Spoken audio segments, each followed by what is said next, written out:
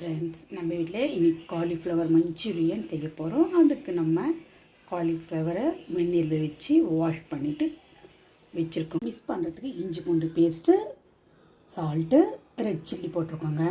Cornflour, maida add பண்ணியிருக்கோங்க. இது நம்ம ரைஸ் தான் செய்ய போகிறோம், பலாவுக்கு செய்ய போகிறோம். தண்ணி கொதிச்சிட்டு பிறகு தான் நம்ம அரிசி போடுவோம். இப்போ தண்ணி கொதித்து நம்ம அரிசி போட்டிருக்கோம். இப்போ மூடி ஒரு விசில் விட போகிறோம் ஃப்ரெண்ட். மிக்ஸ் பண்ணிட்டோம். இப்போ ஃப்ளவரை அது போட்டு மிக்ஸ் பண்ணி ஆயில் பொரிச்சு எடுத்துலாங்க.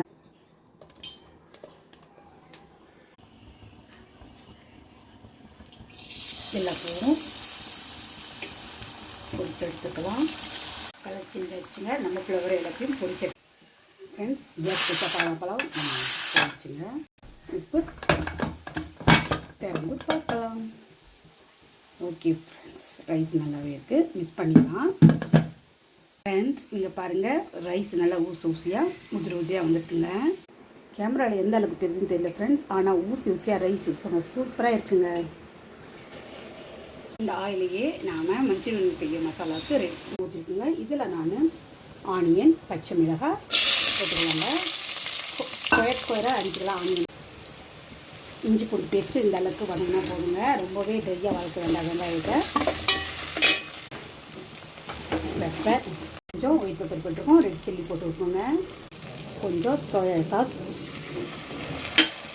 கொஞ்சம் red chilli sauce and tomato sauce ரெண்டுமே மிக்ஸ் ஃப்ரெண்ட்ஸ். இதை வதக்கிக்கலாம்.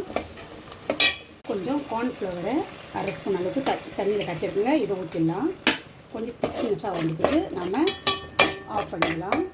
ஓரளவுக்கு திக்னஸ் வந்தோடனே கார்ன்ஃப்ளவர் ஊற்றிட்டு நாம் ஸ்லோ பண்ணிவிட்டு பொரிச்ச காலிஃப்ளவர் போட்டு மிக்ஸ் பண்ணிடலாம் ஃப்ரெண்ட்ஸ். போட்டு மிக்ஸ் பண்ணிக்கலாம். இந்த ஸ்டேஜில் நாம் கொத்தமல்லி போட்டு தழுவிட்டு நாம் எடுத்து சர்வ் பண்ணிடலாங்க.